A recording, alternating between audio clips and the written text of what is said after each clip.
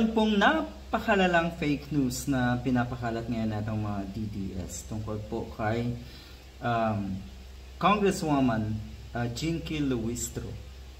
Malala, no? Kilala naman talaga sila sa mga ganitong tirada. Sabi nga ng mga netizens, ito, sobrang below the belt na talaga itong ganitong klaseng fake news. Sabi ng mga netizens, ito ay isa sa mga gawain na itong mga DDS, mga nasa paligid ni Digong. Ginawa na nila yan kay Senator De Lima. 7 years na kulong, walang sala, sabi ng korte, pati mga testigo, fake, at pinilit lang pala.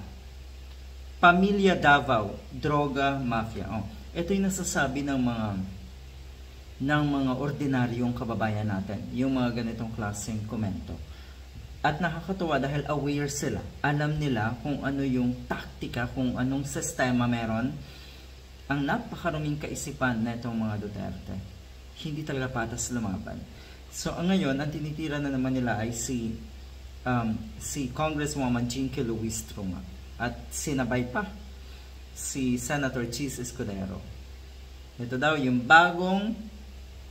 bagong sex scandal na kinasasangkutan ni Congresswoman Luistro at Chis Escudero. Ang naisip ko naman, parang ang weird. Oh, okay. Tignan nyo naman, may magandang asawa si Senator Chis Escudero. At may asawa rin naman si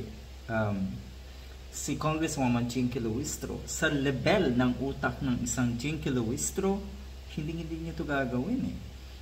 At sa ganda ng asawa ng isang Chis Escudero, malabo rin itong mangyari. Ganyan po kadesperado itong mga alipores ni Digong. Kaya totoo yung sinasabi ng Kongreso na ang pinakamalaking problema natin or isa sa pinakamalaking problema natin ngayon ay ang fake news at disinformation. Take note ha, yung mga kuno ay mga fake news peddlers na pinatawag ng Senado. Sila pa ngayon yung may ganang magalit, sila kuno ang victims dito at sila ang nag-file ng kaso laban sa mga kongresista. Ganyan po kalala.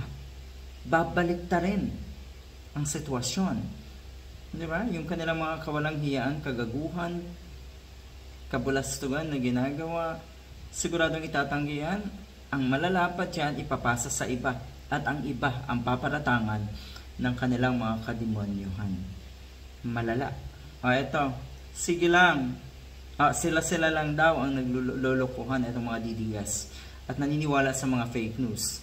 Kaya nakakaawa itong mga kampon daw na itong si Digong dahil unang-una sila rin mismo, mga sarili nila mismo ang niloloko nila, pati na rin syempre yung kanilang mga taga-suporta. Good luck.